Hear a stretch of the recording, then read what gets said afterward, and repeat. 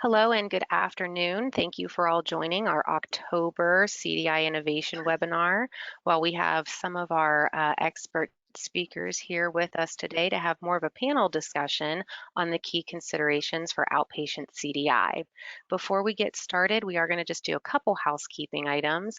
If you are having any issues with your sound, look at your dashboard. There should be a drop down for audio where you can either join via the passcodes on the phone, or you can also join for your through your computer audio.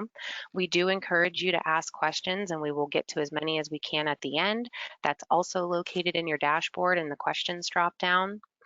After the webinar in the next week or so, we will be sending an archive of the recording as well as the handouts. But if you would like to follow along, we do have the handouts available in the handout section of your dashboard.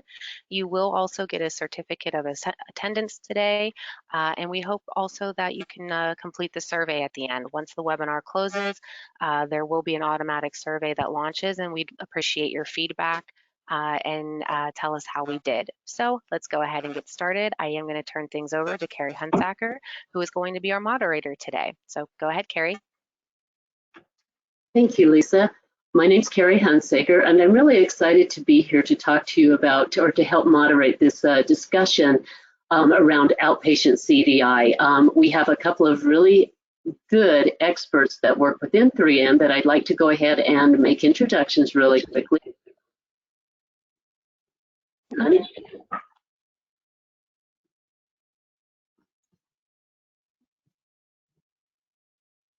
Lisa, can you hear me okay?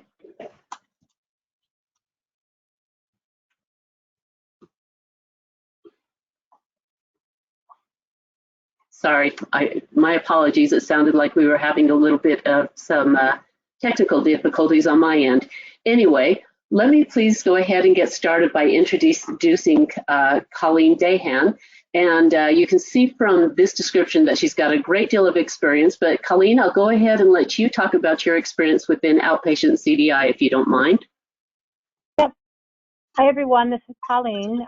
So I've worked for 3M for about 2.5 years. And prior to joining 3M, as you can tell from what's written on the screen there, I have a lot of experience, 25 years, both technical and managerial. So I've worked at the same organization for 25 years before joining 3M. It was a large academic medical center. I had the opportunity to start my career as a coder, but I've been in leadership, be that coding, CDI, professional coding, compliance. So I've had a variety of roles, and I focus my efforts at 3M around outpatient CDI, which includes facility services and professional or physician services.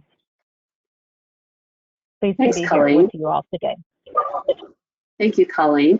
Our next expert is Crystal Stalter, and now I've had the opportunity to work with Crystal over the past couple of years, so I'm really pleased that she was able to join us today.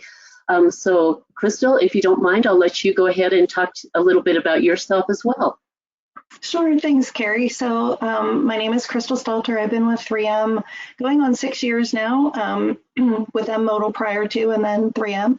I have been doing outpatient CDI all my life. I've worked for physicians, hospitals, HIM departments, and in consulting, just working with physicians, throughout, talking about their documentation, why it's important to fully specify their documentation. And I kind of feel like that is always about outpatient CDI, right? Let's make it good. So I've been doing this a very long time, and I'm one of the product owners here at 3M for our HCC management system. So it's been a wonderful opportunity to be able to bring that wealth of knowledge with me to work on a solution that really kind of focuses on outpatient.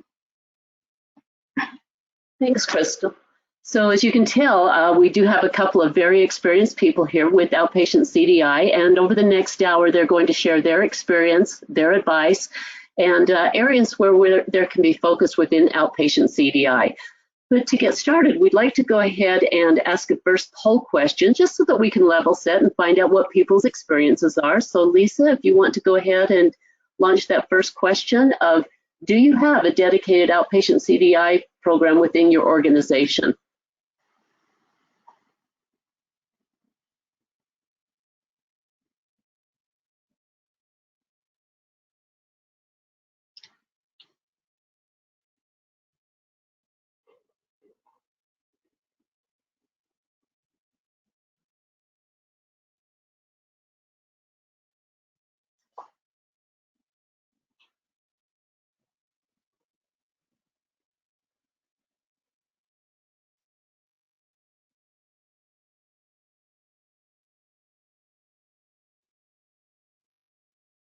So I think that we have most of our responses now.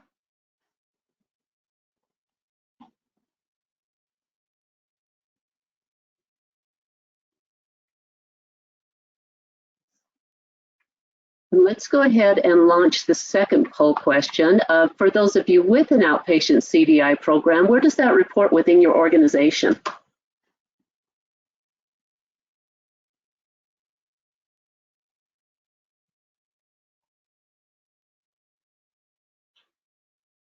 All right, so we will give everybody a couple more seconds, and I apologize. We seem to be having a lot of sound issues today. Can you hear me, Carrie? Yes. Okay, Yes, there we now go. we got you. All right, perfect. Well, on the last one, we had 42% that they did say yes, 55% said no, and there were 3% that did say unsure. And let's go ahead and close this one, and I'll go ahead and share these results.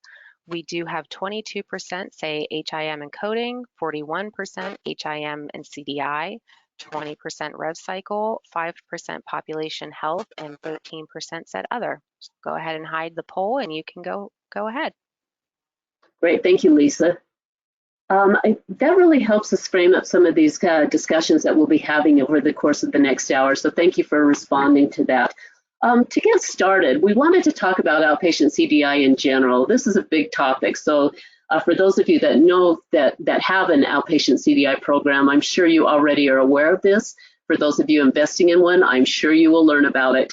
But we wanted to talk about what outpatient CDI means. And when we started to take a look around at the different definitions out there, we landed on this ACTIS Toolbox definition of outpatient CDI practices strive to ensure documentation is complete and accurate. That's always the end goal, is to make sure that our documentation is accurate. And that's why we see such a need in outpatient CDI. So to get started, I'm going to ask Crystal to start with her comments on what are the different ways in which this area has been defined based on your experience, especially because, as you noted, you've been working in this most of your adult life. Crystal? Yeah, thanks, Carrie. So, outpatient CDI has taken on a life of its own over the past few years, I would say. Like I mentioned, it's always been about the documentation and the specificity and the completeness of the documentation. And, we have such a focused lens on that now. I think we learned from all of the years of focusing on inpatient, exactly what that means to us, and basically the bottom line of our businesses, but also the quality of care of our patients. That's the most important part. So when we talk about outpatient CDI, we look at all of those things put together, and we say, what's important for the quality of the care of our patients? Well, we have to make sure that we've got our documentation complete. So if we're capturing HCCs and looking at that risk adjustment and reimbursement for our patients to take care of them year over year, it's important to have the documentation complete. If we're looking at quality, that falls right in behind that. Again, documentation is the key.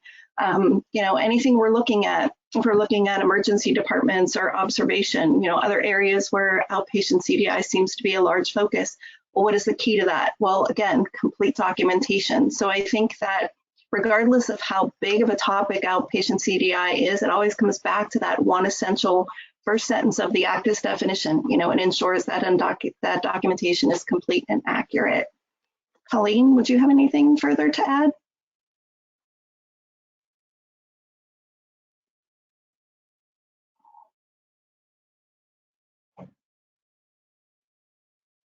Colleen, I think you're on mute.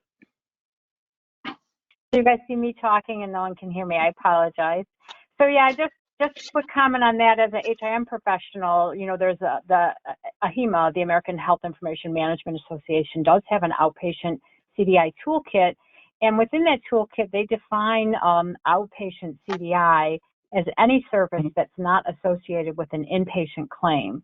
So as you listen to what Crystal was saying, that funnel is so big, and it could mean so many different things. But I 100% agree with Crystal. At the end of the day, as coding and CDI professionals, whatever payment methodology, whatever payment patient setting we're referring to, it's the documentation and the capture of the diagnoses and the procedures from that documentation. So the baseline is, complete and accurate picture. We owe our patients a complete and accurate medical record and all the pieces and parts that are results of that. So at the baseline, underlying everything is the documentation. Thanks, Crystal and Colleen. Let's go ahead and ask our next question or explore the next portion of this topic. Many of you probably were on or participated with the 2021 ACTA CDI survey results that were presented just a couple of weeks ago. And we were fortunate at that time to have Colleen as part of that presentation panel.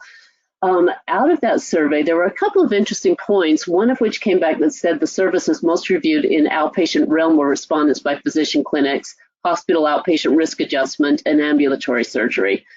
There was also this additional point that said respondents noted multiple areas of primary focus for outpatient reviews.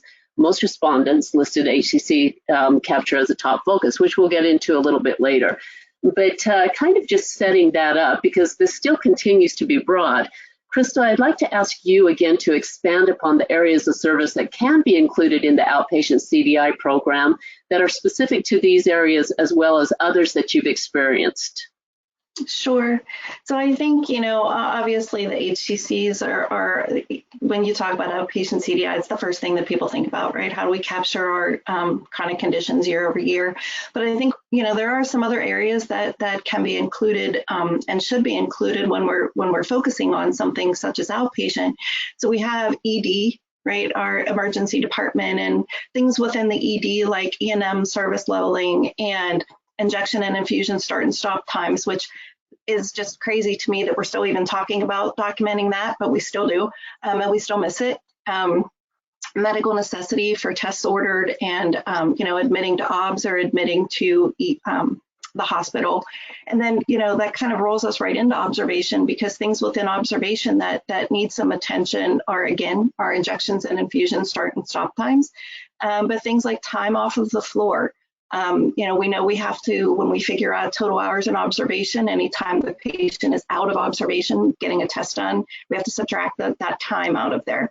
So those types of things, and again, any time that the patient is admitted to the hospital out of observation, again, we're looking at that reason for admission. Some other areas of focus, again, are our E&M in the physician clinic settings. The big changes came last year with E&M leveling, so those types of things are important if we're looking at what we would consider an outpatient CDI. And again, if you've noticed, the resounding theme through all of that is, what are we documenting? So I think that's to the biggest areas that I've seen that really require some additional focus. Right, Colleen, do you have anything you'd like to add to that? Just a couple of additional comments. When we talk about emergency department and observation, particularly the ED, when we think about how we can help the inpatient team, because a lot of them don't look at the ED documentation. So when we think about differential diagnosis, evolving conditions, present on admission indicators, complete disease capture, those key elements are also an important component of a potential area of focus for the emergency department or observation. We look at that, we kind of watch that observation to admission rate, and again, making sure that that's appropriate when the patient does leave, and just that evolving story. So I think that close point of a patient who started in the emergency department, where most OBS patients start, and if they do ultimately get admitted, making sure that that's supported. The only other area that I would think about, and it could be really any setting, but when you think about CPT capture, HCPCS capture, particularly when you have high dollar services or where you may have a percentage of denials, do I have a high denial in a particular service line, thinking about advanced documentation requests from CMS and how that slows the revenue cycle down, and what can we get in front of in the documentation to help with those pieces and parts. So, some of those medical necessity components are some other things we see organizations focus on. Great, thank you both. Our next question that I'd like to explore a little further is, what's holding somebody back? So we did hear that about 44% or 45% of 42%, excuse me, of those that are on this call or this webinar do have an outpatient CDI program. So based on your experience, and Colleen, we'll go ahead and start with you this time. I will note the CDI survey that talked about it is up roughly 4% from the prior year. But Colleen, based on your experience, what do you think is driving the investment in outpatient CDI program, and also what's holding it back?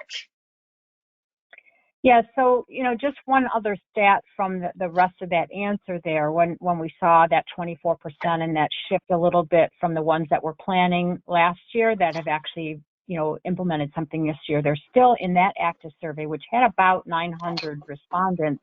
There's still 46% said they don't have any plans to do anything in the outpatient CDI arena, which, again, when we think about this shift from inpatient to outpatient, from fee-for-service to value-based models, I think some of that's a big driving force is the shift of population of patients. So a large book of business for healthcare organizations is the outpatient setting. And again, we talked about how broad it is. So I think those different driving forces, be it risk management, be it emergency department services, be it outpatient denials, be it E&M services. There's a lot of different areas as this volume of patients shifts over into that area. And I think part of what holds people back is the broadness, number one, of course. So where to focus? Where do I focus my efforts? How do I assess where my biggest areas of opportunity are? So sometimes just, I always say you can't boil the ocean, but you can start somewhere. So just that sometimes when you think about the whole piece, it just seems too big to bite off.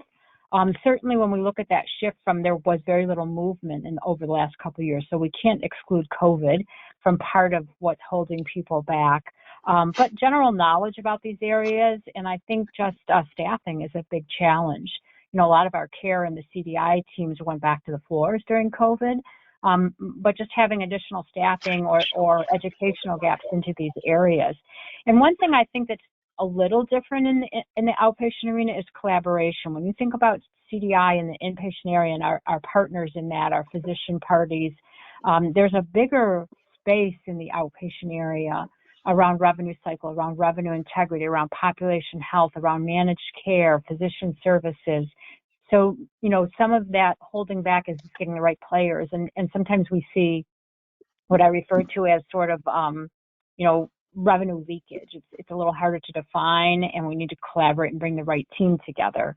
And additionally, there's, inpatient has some very, very set benchmarks that you can work towards from the Medicare data, and that does not exist in the outpatient setting. So that's another thing that I think that holds folks back from really, starting something in the outpatient arena.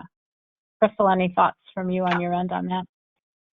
Yeah, I was thinking as you were talking through, I think another thing that we hear a lot from customers and potential customers is the cost of starting an outpatient CDI program. A lot of the customers that we speak to have, homegrown solutions, spreadsheets and things that they're creating, but kind of long for a type of technology, any type of technology to help them track a lot of these initiatives. And, there's just not a lot of options out there for this. So, and then when they do take a look at those options, sometimes the cost is prohibitive.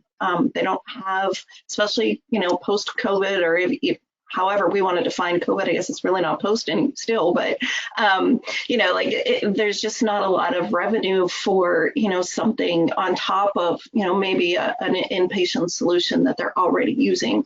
So I think that has a lot to do with it too. Thank you. Let's go ahead to the next question, which is just basically a different look at the same thing that we kind of discussed, but a little bit deeper. There's a lot of different opportunities that fall within outpatient CDI, which we've talked about already throughout this discussion. But where, in your opinion, and let's, Colleen, start with you, where do you think that the program can be most effective? I will note before you answer that these are the top 5 areas from the active CDI survey. What are your thoughts in these areas, Colleen? Yeah, as we talked, as we're just thinking of all the different areas, right, and services, it creates unique challenges. Each one creates unique challenges and unique opportunities. So I think This is consistent with what we see within our own consulting services of pretty much where we see it depends on an organizational need. So I think, for me, it has to start with an assessment. So I would say definitely, again, repeating just the shift from inpatient to outpatient and from fee-for-service to risk-based models. So, if we quote the Medicare Advantage population, so in 2009, 28% of the Medicare population participated in a Medicare Advantage plan. In 2019, it was 42%. And it's predicted to be in the high 40s in the next 5 years. So we see that shift from traditional Medicare into this Medicare Advantage, which is this is where HCCs have the biggest space and risk adjustment. So I think, I agree that HCCs are probably the most important area to focus if that's a big space within your organization. So it has to do with payer mix, certainly. And when we talk about emergency department, we talk about E&Ms. If you employ your physicians, and E&M services are important. So I always say an assessment, evaluation of data, medical record chart reviews. So when you look at data and you start to, ask, where's our biggest pain points? Where do we see our biggest opportunity? And you ask the right people and you collaboratively ask, and then you kind of look at those different areas, and then you start to do, a record review. If we're going to focus on HCCs, well, what's my real opportunity there? And once you validated that data with a record review, you can begin to prioritize your efforts and really start to plan, do I need to do a skills assessment? Who do I need to provide education and training to? What's my timeline for starting? And where's my staffing? How much staffing do I need? And so forth. So I agree to, this, the HCC for sure is the biggest opportunity. And I think any one of those other ones would fall in line underneath that. Anything, Crystal, you would add to that?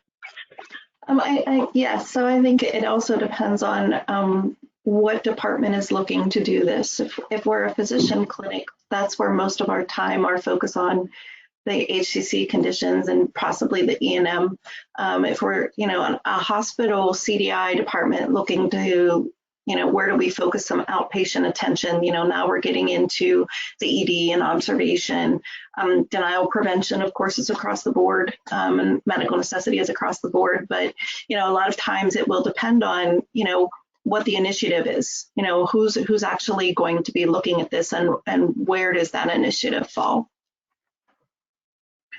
And I would just add, Crystal, for my team over in the consulting area, HCCs and emergency department observation are our two biggest, areas of where we provide consulting services on. Great, thank you both. So the next question that I wanted to dig a little bit deeper, because HCCs was the largest area of interest for the respondents at the CDI survey webinar. Crystal, I'd like to ask you about your perspective on how outpatient CDI programs can elevate or drive an HCC process. And we'll let Colleen follow up with that if you don't mind. So start with you, Crystal. Sorry about that. No, that's okay. Sure. So, as we talk about HCCs and we look at what our initiative really is over HCCs, I think that one way that we're either talking about prospective or retrospective reviews, right? So if we know that CMS HCCs, depending if that's our focus, if we have a large Medicare Advantage population, we're looking at CMS HCCs. Those work on a prospective basis. So we're looking at conditions this year that affect our payment for next year. And I think that it's important to, have a program that you can do prospective auditing, meaning that if I have a group of patients coming in next week to see a certain physician, am I able to have staff or the ability to look at those patients maybe a week ahead of time, determine if there's conditions out there that have not yet been confirmed for this calendar year, and then how do I get that information to the physician so that when he sees the patient next week, he's able to get that diagnosis onto the documentation, in its full specificity with its meet criteria, and we're able to capture that on a claim. If you're looking at things like an HHS model where they're your Medicaid population and you want to look at that particular HCC model, well, that's concurrent. So we have to make sure that we're looking at the diagnoses for this year, making sure they're captured this year, they're affecting our payment this year. So there's, depending upon what model the practice is looking at, it depends on what type of review they want to do. If they want to do a retrospective, meaning I want to look at what we have already done to see where my opportunities are, they need to be able to do that as well. And auditing tools certainly help with that. Tracking helps with that. There's a lot of different ways to do that. But I think, the most important thing, again, is making sure that regardless of whether we're doing a prospective or a retrospective audit, regardless of what model that we're looking to review, I think it's important to make sure that, once again, the documentation is capturing the diagnoses, capturing any combination diagnoses, meaning that if I've got CKD and I have diabetes, am I capturing the full documentation for both of those conditions? Because not only do they count as individual HCC categories that you'll be capturing, but they also have that combination added on. So there's again, it's all just basically going back to the documentation, making sure that we've got those diagnoses captured year over year, making sure that we're able to, get them documented and on a claim, regardless of how we're looking at it, what model we're looking at it. Thanks, Crystal. Colleen, do you have anything you'd like to add to that? Yeah, so I'm going to just tell my story a little bit about how I got, really into outpatient CDI. I was, again, at a large academic medical center, and I had actually 5,000 employed providers, had over 300 coding professionals. I was the director of professional coding, and we reported up through chief of staff. And I sat in on a presentation that was being done by some folks from managed care to a group of physicians around HCCs and something they were going to start up with the physicians. And I'm immediately thinking, well, that's in a bubble. I remember literally chasing them out the door and saying, hey, I can help you. So I stood up an outpatient CDI program from there, just looking at recapture. So HCC, one of the key elements of HCCs is recapture. So year over year, this Medicare, particularly, and Crystal's referencing two models, which is very important to make a distinction on. If we talk about the CMS model, which is primarily for the aged population, and the most recognized model, that's ACO, that's Medicare Advantage. Disease progression is expected within that population and new conditions to develop. So with knowing that, the actual, what we call the risk adjustment factor, that's a component of HCCs, it resets to zero every year and has to be recaptured with the idea of disease progression, new conditions. That prospective model, I need to know my patient's disease burden, my beneficiary's disease burden today, so I can predict and pay for costs for the following year. So, that recapture rate. So we just started, I had a small group, internal and hired some consultants to help us as well. And we stood up an outpatient CDI program that's grown to a very large staff today. But I think that why I say that to you, I think those listening in, just being a fly on the wall sometimes and putting your elbow in the door and following somebody out and saying, hey, I can help you, and just being, sort of visionary around how you can also help the organization. So sometimes HCC processes are very siloed, and they don't think, of the bigger picture of who's capturing the codes beyond it, who's doing the coding, who's doing the claim scrubbing. Do they even look at the claim? We know if, again, for HCCs, particularly the CMS, I'd actually say both populations, the majority of the patients are in the physician clinic. The percentage of 100 patients, 100 CMS patients having a hospital inpatient admission in a given year is about 15%, 12%, somewhere along those lines. So we have this huge group of patients that a percentage of them, about 7%, don't go to the doctor at all in a given year, and that number grows when you get into other populations of healthier patients. But if you've got about 85% that are seeing patients in the physician setting, that revenue cycle, who's doing the coding? We know our doctors do a lot of that. They see the patient, they document, they do what they call charge capture, which includes the level assignment, the diagnoses. And in a lot of organizations, there's very little view of that unless it's hitting some kind of a billing edit. And it's a very small percentage. It's well under 10%. And other programs are very mature and look at a percentage of these. So I think that, putting an outpatient CDI program around that to support the organizational goals and just seeing how a workflow, Crystal talked about a prospective, a pre-visit workflow and a prospective workflow. We see both being done both being done together. I mean, of course, in a perfect world, we'd love to have a longitudinal record review done prior to the physician encounter or the provider encounter. Provider, receive appropriate nudges on what's missing or what suggested, queries, whatever term you want to use, and then a post-visit review, because we are responsible for compliant claim submission as well. So, just that cycle and getting that all done before the claim goes out the door, which, your organization has to have an appetite for wanting to do a bill hold there. That becomes very challenging.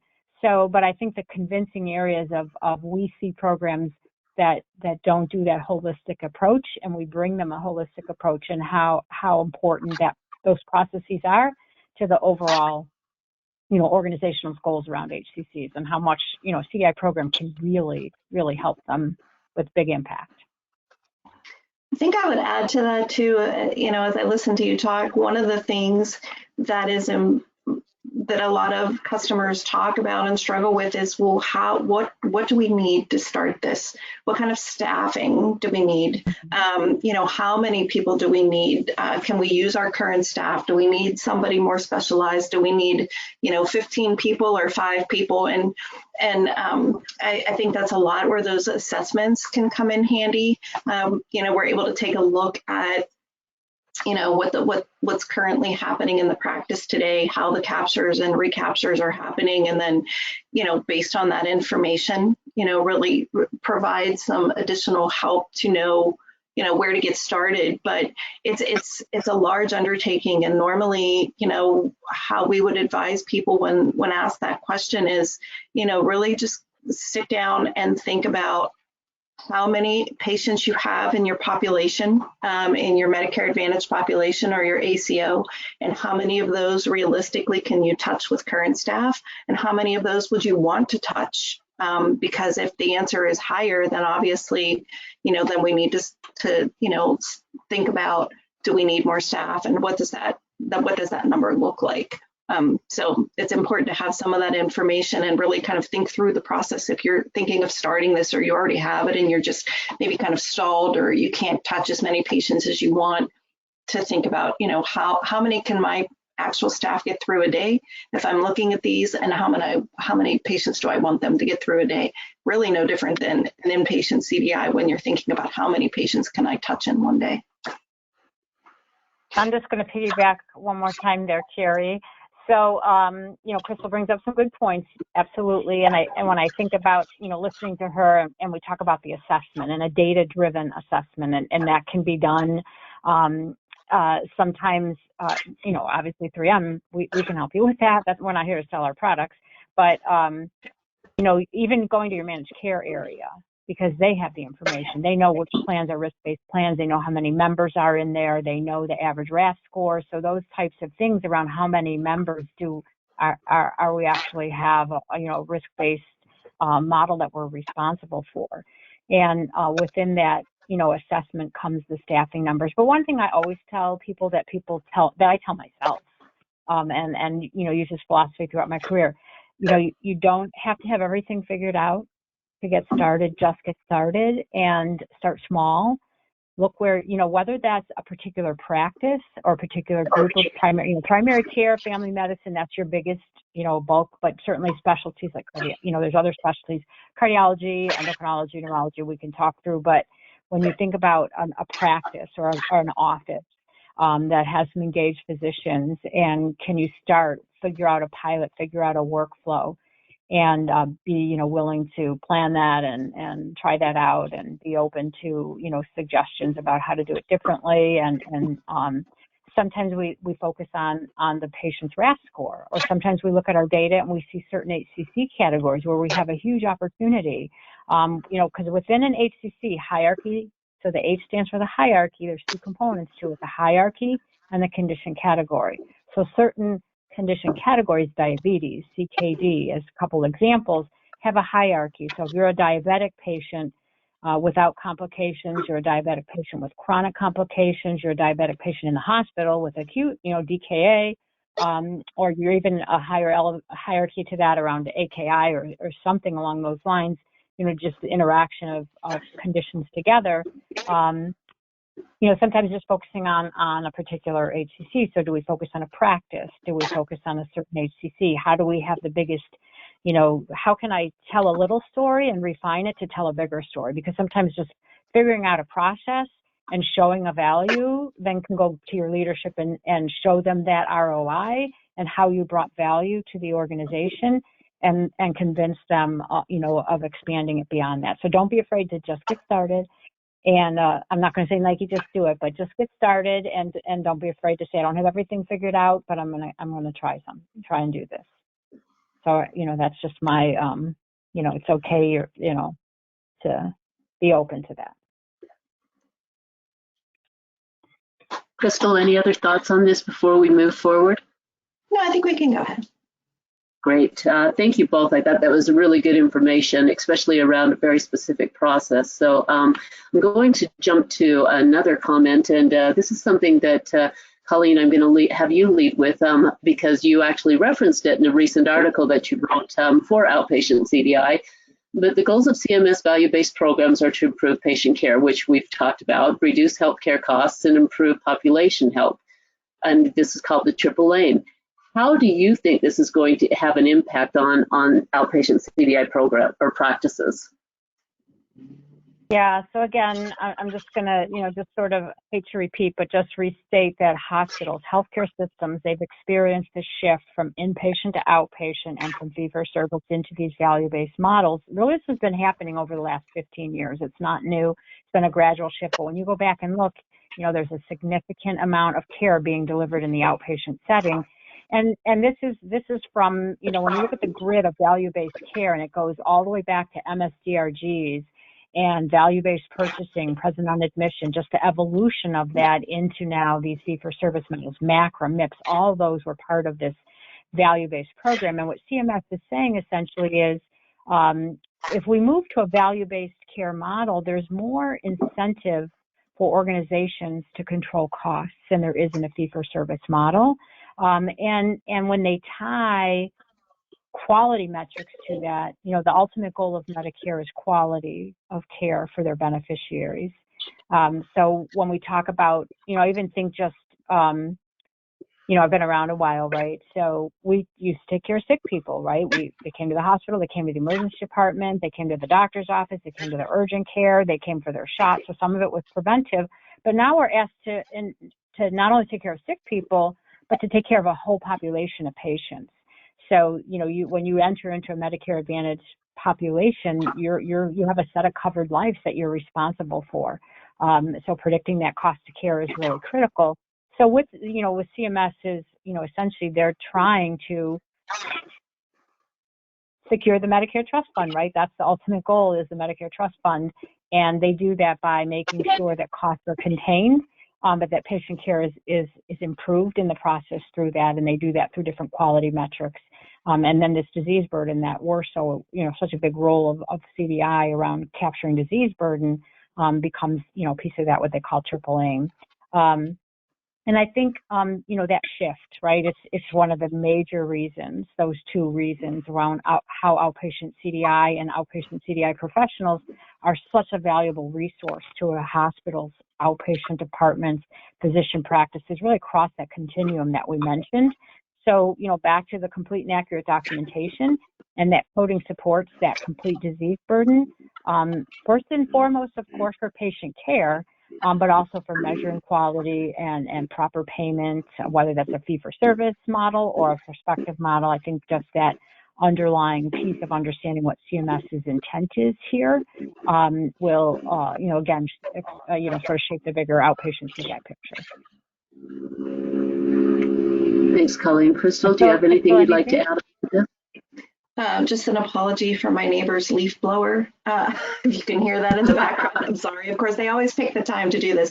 But no, the only thing that I would add to that is, just thinking about impact on our CDI practices and, just extra things that we're now paying attention to that really aren't extra, just maybe packaged a little differently. Like I've spoken to several times, always has been a goal of mine to, really work with physicians to make sure their documentation is complete and accurate, to tell the whole story. And I worked for a physician once. He was an older gentleman, and his favorite thing to do was he started his notes is give me information about the patient, such as, the patient's brother's uncle's dog plays basketball for whatever college. And I used to go to him and say, this is not helpful information. And but it is for me, because it helps me to know what to discuss with my patient. And that has been the onus for physicians for years, right? They want to remember the patient, they want to be able to discuss the patient, have a personal relationship with the patient. But as the years have progressed, it's been, about that. But now we have to make sure that we're completely defining that patient's hypertension, or we're completely defining that patient's heart failure, we're completely defining that patient's diabetes. And it's not just enough to say the patient has it and then have the bulk of knowledge in your head on how to care for that. It has to be on the paper. And as we enter into more and more of the value-based care and more patient or payments based on quality and not quantity, it doesn't matter if we can see 100 patients a day. It matters that our documentation for those 100 patients is accurate. So it really has been a shift over the 30 plus odd years, that's scary to say, that I've been doing this, just to get from putting an answer on a paper to, putting an answer on a paper, but then fully defining that answer. And that's the extra value. That's where we're basing things today. That's how they're going to get paid going into the future. And the extra burden on the CDI practices is to help ensure that that happens. But it's really not extra burden, because it's what we should have been doing all along. So, thank you, Crystal. Just to kind of wrap it up, and I think that, first of all, I'd like to thank both of you for the bulk of this information. I always find it just incredibly educational as the two of you kind of explained the outpatient CDI, which seems to be this vast unknown, yet we've been talking about it for a very, very long time. So, and it sounds to me like a good portion of our audience does have at least a starting place for that. But I'd like to ask each of you your advice on what you would give to an organization that is either looking to invest or expand their outpatient CDI program. And Chris, or I'm going to start with you, Colleen, because you actually said just get started, and I liked that for any project you just get started. So how would you expand upon that, or what additional information would you share? I mean, the only thing I would say is you don't want to go in blind, right? You do need to do some type of an assessment and ask the right people. Again, talk to your managed care, talk to your revenue cycle, talk to your practice managers, talk to your HIM department, and ask them, talk to the, revenue cycle on the back end of billing. Where are the pain points? And when when you help them identify, or they tell you what your pain points are, it starts to put the pieces of the puzzle sort of together. The other, again, I would encourage you to make sure outpatient CDI has to be very collaborative. So make sure you have the right stakeholders. You put a circle around the table and everybody has a job. Everybody in the team should have a job that's unique to them, that brings the full circle of the picture together. So collaboration is really critical, and I can't stress enough the importance of a physician advisor in this environment. Sometimes they come from sort of that case management background, where they've worked in a lot with either denials or next level of care, or, they have some exposure to this piece, but they have to also be passionate. You don't want somebody that's been assigned. You want somebody that volunteers and then gets assigned, that really has a passion for this. But having a physician, sometimes just physician to physician, sometimes the messages are a little better received. And I do say just get started, but don't, start small. So, you don't have to do everything all at once. Once you've figured out what it is that you want to focus on, you don't have to focus on every site or every service line or every location, or, pick an area and and define a workflow, plan a workflow, figure out the staffing, figure out the educational gaps, and start small, and then really refine that. And again, you'll see your ROI, and then you can figure out your timeline beyond that. So, and just always remember, you don't have to have everything figured out to get started. Thanks, Colleen. Crystal, your thoughts? No, I would second that for sure. I think the most important thing is, identifying, like Colleen said, what that pain point is, and then making a plan and just getting started. And if the focus is HCCs, maybe you focus on a certain number of providers first, or maybe you focus on certain categories first and diagnoses where there are consistent documentation problems. Start small, like she said, and work out from there. And you'll find very quickly that once you identify those smaller pieces, building on that, filling in that puzzle becomes a lot easier. It's like doing the outline of the puzzle first and then putting all the pieces on the inside. It really does make a difference when you just can identify those very small pieces and then build on that. And it helps you when you're thinking about how much staff do I need, because if you start small and you're able to, get through those things that you want to focus on quickly, or, then you can kind of expand. And as you expand, what you need next. So yes, absolutely. Just one more point from me, Carrie, if you don't mind, was, just tying that all in. Don't forget to tell your story. Think of the audience that you then need to tell your story to about the work that you did and how you improved, because you can't see it right away. You're not going to see a patient's RAF score increase right away, but you can show that recapture. You can show how you moved an HCC within a hierarchy to another, what percentage of patients, and you can start to frame a potential reimbursement around that. So think of the audience that you need to tell your story to, the success, and laying out what you did and the results of that is really important to getting people, on board. Thank you, Colleen and Crystal, both for your advice. I think this has been great information. I hope that the participants of this webinar have found this educational.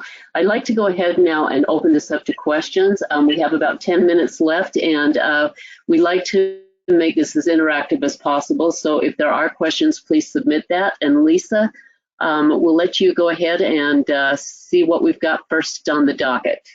Sure. And you can hear me okay? Yes, you're good. Okay, good. All right, thank you. All right, and as Carrie said, we appreciate our speakers today and all this information. Our first question is, does the patient's condition have to be actively HOPD treated to be ICD-10 CMS 1450 listed to be RAF counted? Want me to grab that, Crystal, from a claims perspective? So I think, yeah, so coding and reporting, right? So the official guidelines of coding and reporting. So what we see used, this is section 4 of the official guidelines of ICD-10 are the outpatient guidelines. And the correlation to the physicians that sometimes, we see used is what's called the MEAT criteria, M-E-A-T, and it stands for the documentation. First of all, an HCC capture has to be a face-to-face visit by a provider. That's a physician or a non-physician practitioner, such as a nurse practitioner or a physician assistant.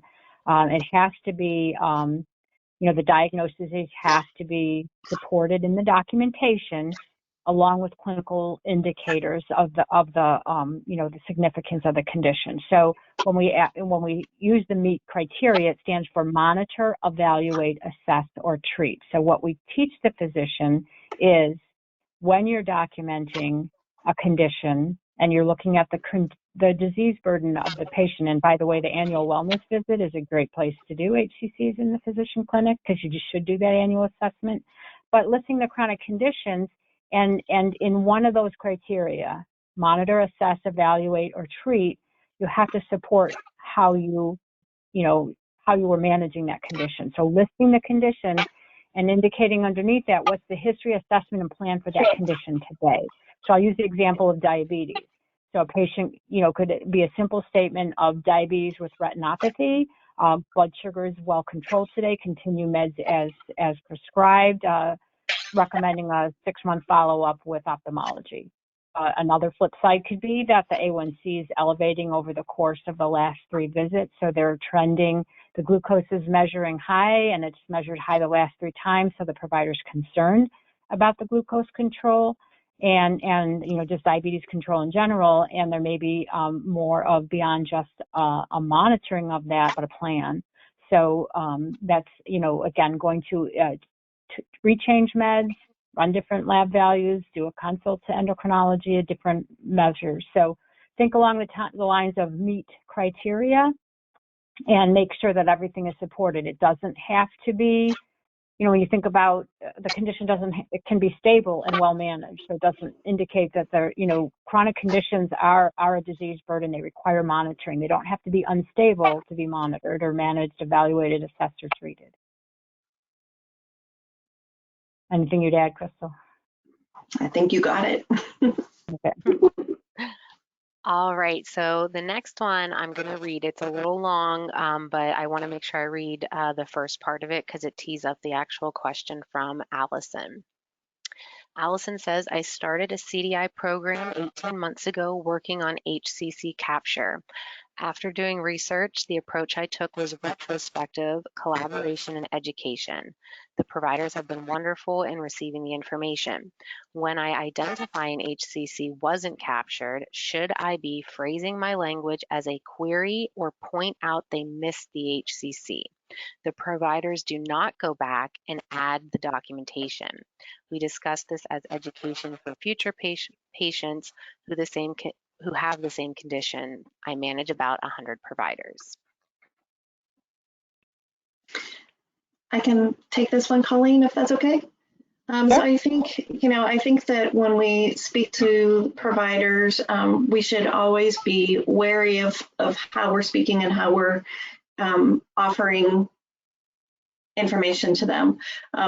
Query language is always good. We don't want to tell them what they're going to do. And most oftentimes, even if we told them what they were going to do, they're still going to make that decision on their own. And they should. That is their patient. They should have that opportunity to do that.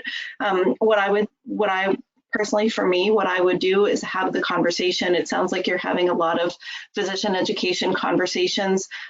Use those as opportunities to say, in the past, this diagnosis has been documented or this diagnosis has been sent out on a claim. Is this still a current diagnosis? Is this still something that should be, in your purview to be capturing? Something along that line is not harmful because you're basically just asking them if this diagnosis is still a relevant diagnosis, if that's a face-to-face conversation. And if it's not a face-to-face conversation, if it's something, in writing, I think it's still okay to say in the past this is done. Is this something still current or relevant? Or if you have a canned query language that you're currently using, there's nothing wrong with that. But I don't, I would never suggest to say, hey, this, you should do this again. Because maybe the condition has, changed in some form and they wouldn't want to necessarily capture it in the same way again. And so Allison, first of all, kudos to you. 18 months, good job. Sticking your neck out there. We're proud of you. And I think that a retrospective process is a good place to start. And I think with physicians, it's sort of like E&Ms, right? I've done a lot of work with evaluation management service. You have to pick your battles, right? And I think when you start out and you do this retrospective look and you make it more educational and you pick, not every condition again, but what conditions are you focusing on? And, more so retrospectively educate the provider, hey, when you see a patient like this, next time, here's what we're looking for in the documentation is a good way to start. I would also encourage you, as you mature your program, to don't be afraid to do retrospective queries. Again, pick your battles. And when you see, and I'll just give you my 101 example, because I use it a lot, because it's one of the lowest hanging fruit, is you see a patient has type 2 diabetes. So again, 25% of our Medicare population has diabetes. 60% of them will have a complication. And that's a CDC quoted statement. So does your documentation tell you that? And I think that's where there's a huge opportunity with HCC. So when I see a patient, they've been in the office This is visit 2 this year. There was a visit in the fall last year. And the A1C has been trending up through all 3 of those visits. It's now above 8. All 3, when I look at the glucose monitoring, it's a high, glucose point of care test. And those labs are brought into the note, and the physician does not address them in his documentation, and his assessment is diabetes. So it's a perfect opportunity to go back to them and ask for the clinical validation of these abnormal findings. That you want to be non-leading, of course, in how you approach them. But I think, don't be afraid, within both the CMS guidelines, that it's perfectly acceptable to ask a query after an encounter is completed, the note is closed. There's a right way to do that.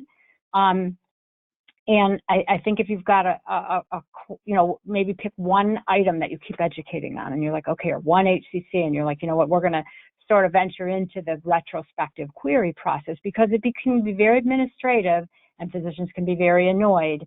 But again, if you're having trouble moving the needle, I would encourage you, don't be afraid to do a retrospective query if the clinical indicators are in the story and you need a more specific diagnosis, or you need a second diagnosis. Another one I see a lot is COPD, and you've got a chronic COPDer in the clinic. They're O2 dependent, they're short of breath today, they're on steroid inhalers, and you can tell their disease is progressing. At what point do the clinical indicators indicate that actually this patient, in addition to being a COPDer, has chronic respiratory failure? And how do I ask the provider that question? What population of the patients? Because then you've got an additional, you've got a progression of a disease, and you want to show that disease burden. Just a couple examples that I talk about it probably too much. That's but okay. Kudos to you. We're proud of you, Allison. We love the information that you provide, Colleen. So unfortunately, with timing, I am going to go ahead and not ask any more questions. We will, there were a couple in the chat that we will follow up with after.